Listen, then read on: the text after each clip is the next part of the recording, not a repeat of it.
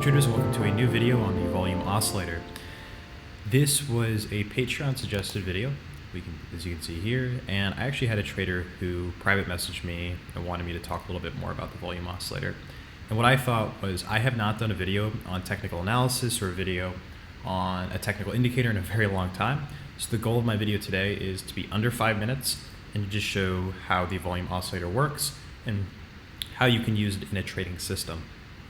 Before we get into the fun of the VO, I am currently selling my Master of the Books guide, if you haven't heard the word yet. And that is a guide to order depth, order flow, and order book. And if you want to learn more, or if you're interested in getting it, you can click the link in the description below, and you can become the Master of the Books. Okay, Volume Oscillator, diving in. What the volume oscillator does is it's a comparison of two of the volume moving averages. Now we can see here, this is volume in red and green right down here. That yellow line, or that orange line really, is the volume moving average, currently set to 20.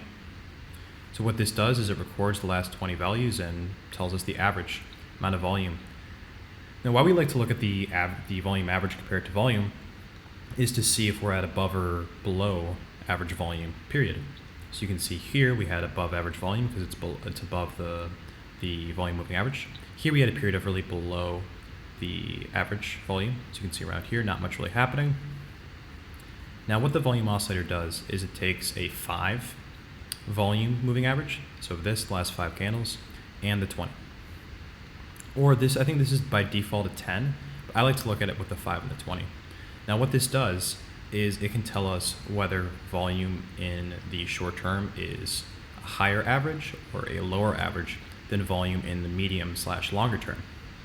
So when this value is greater than this value, you will see a positive value here. It will be above the 0. But when this value is above this value, then you will see volume oscillator is below.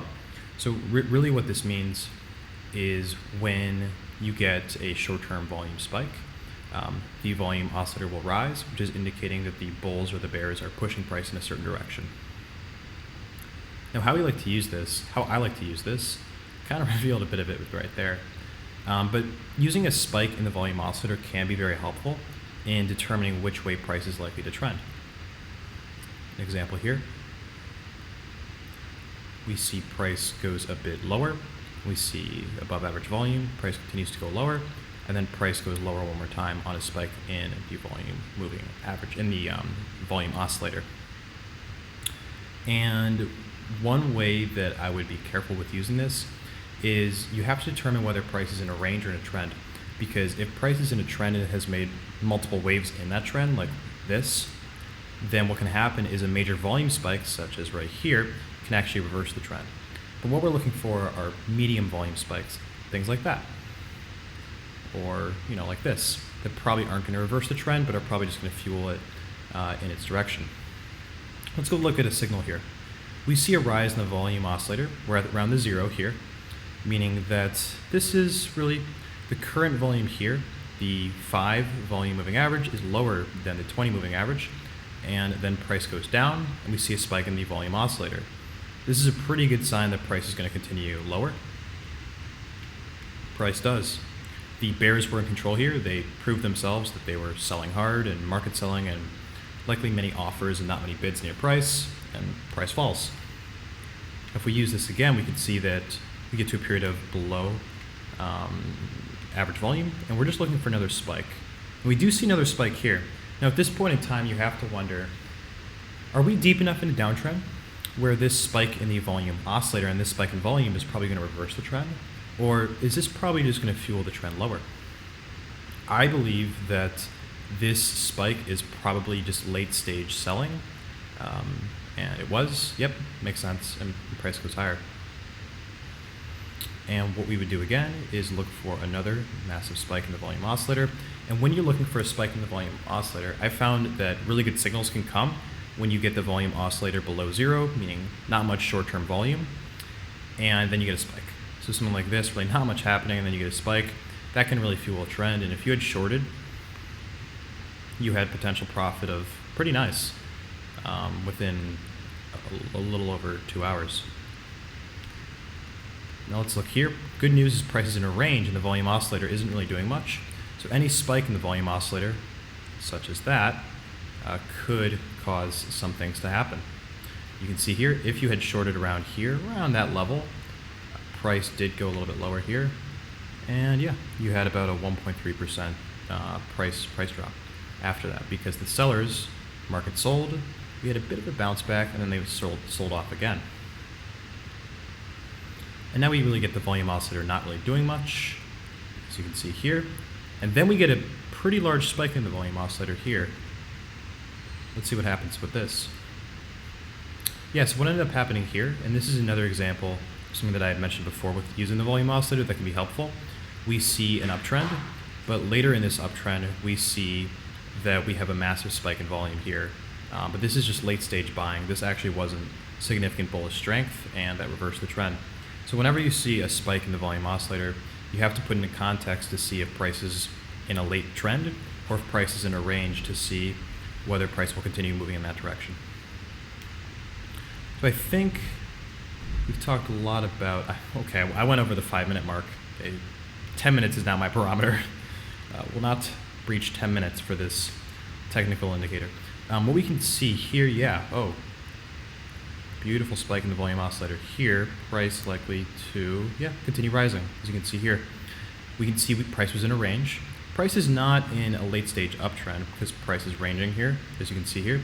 And then price rises, volume oscillator rises, showing us that a lot of people are buying. The volume is higher than normal. And if you had bought, price continues to rise. And we can see that the spike in the volume oscillator here, this was later stage in the trend, and that did in fact reverse price. So that's one way that you can use the volume oscillator as a gauge of how strong the bulls or the bears are in the trend. Another way you can use it is during the movement of a trend, you can look at how the volume oscillator has moved. So instead of looking at spikes, you can look at the overall shape of the volume oscillator. So for example, in this trend here, what we can see is the shape is really looking quite bullish. Now, what do I mean by shape? Well, look, when price rises, the volume oscillator rose, but when price fell, the volume oscillator fell. Price rose, the volume oscillator rose, and when price just didn't do much, the volume oscillator fell.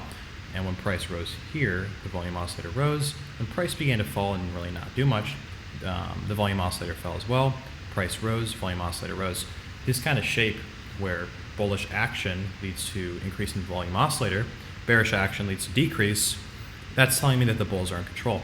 So to go one step further, besides just gauging trend direction and gauging trend strength, you can look to see, hey, are the bulls or the bears in control by looking at the shape of the volume oscillator as a trend continues. So what we can see is that at these points in time, at all of these points in time, the bulls were clearly in control. We see a fall in the volume oscillator just about each time we get any selling, the volume oscillator just kind of falls. And when price rises once again, we see an increase in the volume oscillator. Now you may wonder, what do I do in this situation when I notice this kind of pattern of volume? Well, what you could do is try to get a limit order filled on any of these moves, because you notice that price is likely to just continue trending higher, more likely than it is to continue trending lower. And you could have done it here, here, could have even done it here-ish, as you can see. Lots of places that you could have done it. Again, increase in the volume oscillator as price rises, and decrease when price doesn't do anything or when price falls. And prices continue to rise, as you can see here. If I look at the current action of the volume oscillator, looks like we are in a range. So it doesn't really look like the trend hasn't terminated, the trend hasn't continued, but we're in a range. So really what I'm looking for is perhaps the volume oscillator to go down to lower values when we get lower volatility and lower volume. And then a price rise or price fall, I want to see an increase in the volume oscillator, and then that can give me the confidence of potentially making a trade. So with that, that's going to be it for this video. You can use this on altcoins. You can use this on any coin you want. One thing I do have to say is try to use this on coins that have enough volume and liquidity, because those are going to give you better readings than some altcoin that only has 20 Bitcoin traded per day. With that, happy trading, and go check out the VO.